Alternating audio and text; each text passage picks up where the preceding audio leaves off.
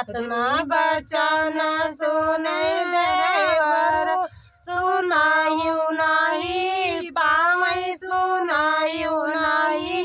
पावै हो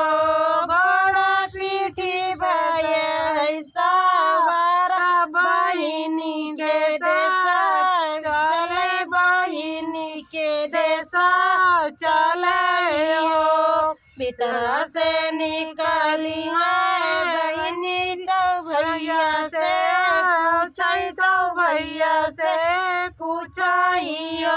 भैया कौने का लागे महला बीचे आयो महला बीचे